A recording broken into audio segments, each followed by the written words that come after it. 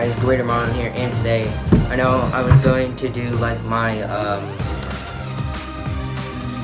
gaming video, but I'd rather do this. I'm still thinking about if I actually want to do this gameplay, because I'm thinking maybe it'll be kind of boring or whatever, but I might post it, but who knows.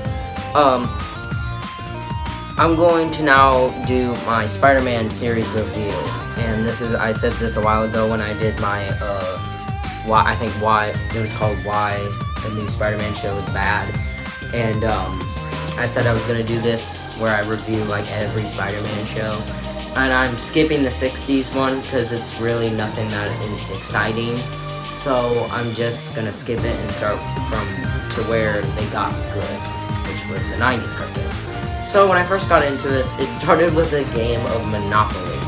We were playing Spider-Man Monopoly, and we were kind of talking about, my dad was showing me stuff about the 90s cartoon. He was saying, you need to watch it. So I look up on YouTube, and I remember seeing 90s cartoon Spider-Man that were like all the seasons, and I found it, and then I started watching it. First episode, the theme song to me when I started watching it, I was like, what is this theme song, man? It's poorly written, just Spider-Man, and then radioactive spider blood, and then spider blood. I thought it was poorly written. And then, I'm already in season 3. I haven't finished, but I think I'm ready to start my review. But then after I keep watching, I start to love this intro. So, like you say, oh, screw you, this is the best intro. And I think it is too. I like this intro, but I first didn't like it, because I just thought it was kind of poorly made, but the music did get me a lot. But now when I'm watching this, I'm like whistling or humming along with it. It's pretty catchy. But when you first start, it's the first episode, I think, with the lizard. And he's already Spider-Man, he's an adult. On YouTube, it was all high-pitched, so, it was all high-pitched voices, so it wasn't it was not the normal-sounding voice actors. But, I guess I have to deal with it, but I'm getting a Fire Stick so I can watch every Spider-Man show, so that's how I'm gonna do this. So, I think Unlimited, the sequel, is next, and I think they have those on there. I hear I think it's kind of bad, I hear it's pretty bad, maybe. But what do I have to say on this show? Is it good? Yes, it is really good. It's as good as Spectacular Spider-Man to me. I love Spectacular Spider-Man. That's my favorite Spider-Man cartoon out of all of them. If I could put it in order, it would have to be a tie between Spectacular and 90s Spider-Man. Probably number 2 would be the new animated series, because I have those on DVD, and I just kind of love that show a little bit. I don't know what my third one would be, because I have not watched every Spider-Man cartoon.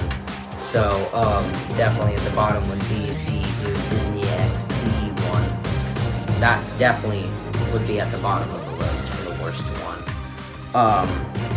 But what's this show do? It basically takes stuff from the comic books, which is good, and then puts it into a 30-minute episode, which is a really good idea.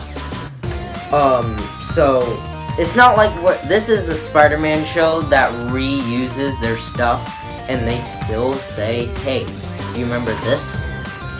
We're still using it and stuff. I like that. So, like, usually, hey, this villain is here, we're gonna use him for only one episode. But this, like, they'll probably have a villain, yeah, they'll use him for one episode, but here, of course, if you want to watch this, go watch the show. It is so good. So, I'm gonna get into some spoilers if you've never watched this show, and if you want to, you can watch it on YouTube or find it somewhere else. I'm watching it on YouTube, and I'm having a blast. So with the Spider-Man, he has this, since he has spider blood in him, he's turned into a spider in one of the episodes. So he started growing arms from under him, so he had more arms on him. And then he turned into a full-blown spider. I remember seeing this kind of in the Spider-Man Unlimited app game. I remember seeing something like that, but his costume wasn't all ripped up like in the show. But this took like 5 episodes to conclude, or 4. That's pretty long, and I kind of like that. It's great for telling a story, but of course it wasn't just all about this. There was other stuff going on too. So I think other shows, like other superhero cartoons, should do this. It's actually really good, and it can tell more, and it can basically give you more of the story and figure out what's going on and figure out more about these characters. And I think it was a great idea to do that. And if they did it, would I be disappointed? Not at all. Just depends on how they do it.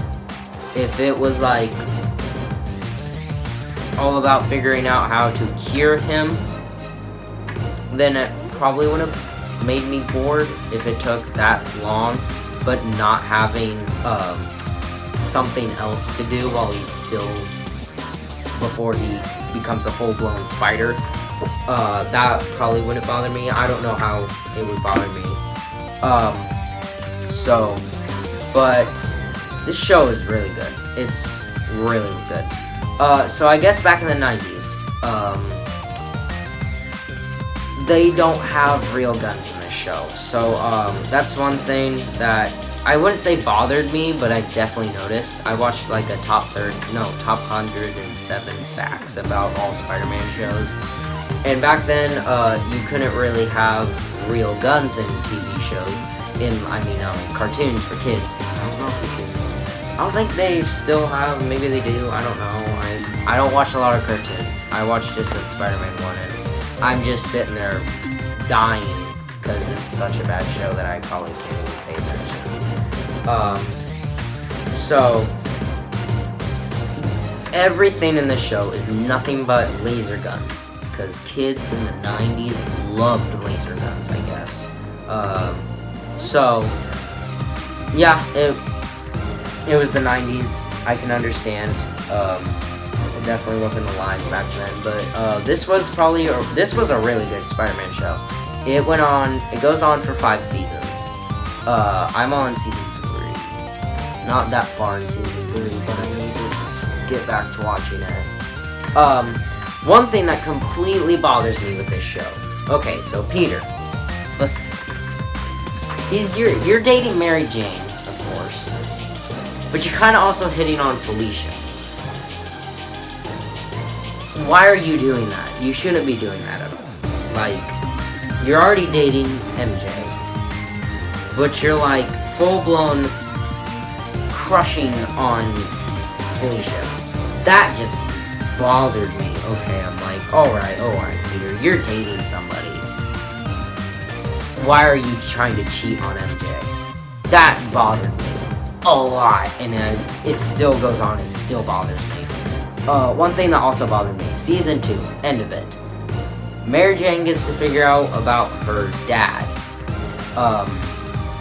And then at the end, of course, Peter's late because he had to do something to Spider-Man.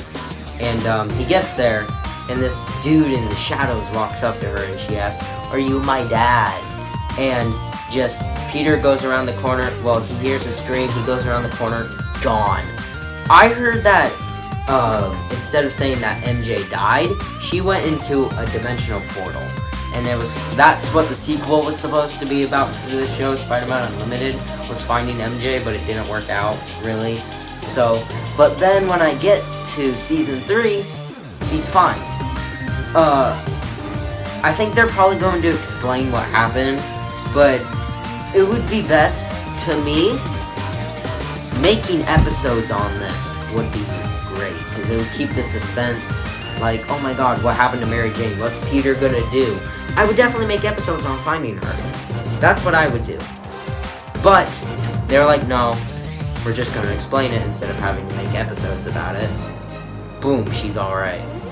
That just kind of bothered me. That's just what I would do if I was making this show, and I definitely would be bad at making it.